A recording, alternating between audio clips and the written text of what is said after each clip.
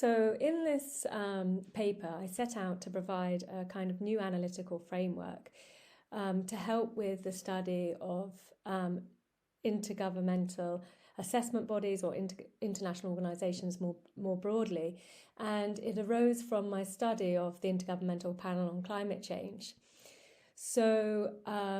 one of the things that happened is, as I was undertaking this research, I increasingly began to question what the IPCC was as an organisation. So, for example, if I looked to the epistemic community literature on the IPCC, it told me about the formation of an epistemic community that had informed intergovernmental decision-making that led to the formation of the Framework Convention on Climate Change. And this was really important literature because it gave you this nice historical account of the role of scientists that were then institutionalized within the IPCC. But of course, the IPCC has existed for 30 years and an organisational structure and form has emerged that you can't really understand any longer just as an epistemic community. So the other big body of literature that was really important to my understanding of this body was STS literature, and perhaps the most important concept would be the boundary organisation. So this is very useful because it kind of accepts the intertwinement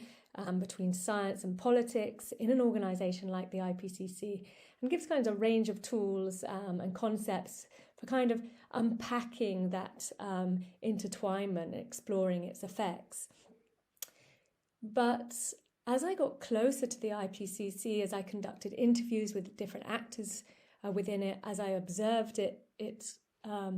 plenary meetings, and as I asked participants about what they did in the assessment, I began to think that I didn't really understand this organisation because it wasn't just science and politics. In fact, there was a very important body, the Technical Support Unit, which belongs to each working group, that had a really a closer role in the day-to-day formation of the assessment than any other actors that I was looking at. And so I didn't really know what to say about this, what to do with this, because it wasn't purely scientific, it wasn't purely politics, it wasn't even a mix between the two. It had actually kind of a technical and administrative role, and I found reading the literature on secretariats and bureaucracies really useful for understanding the significance of the TSU as a part of the organisation, with a very specific form of authority over the assessment information. And so for that reason, I really wanted to look at all actors within the IPCC, regardless of them being scientific or political, but look at each actor, the activities they undertook, their role in the organisation, and the forms of authority this gave them, both over the conduct of the organisation and the assessment. So that's the aim of the analytical framework: actors, activities, forms of authority. And that also then helps us to explore really important questions in the study of the IPCC, particularly around developing the distribution of symbolic power or authority to shape how we know and respond to climate change.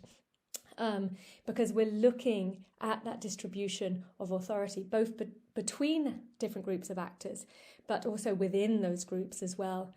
And I hope that this framework will not only aid us to kind of understand all the different actors within the IPCC in a more kind of intricate manner, map that social order, but also be useful for other people trying to study an international organisation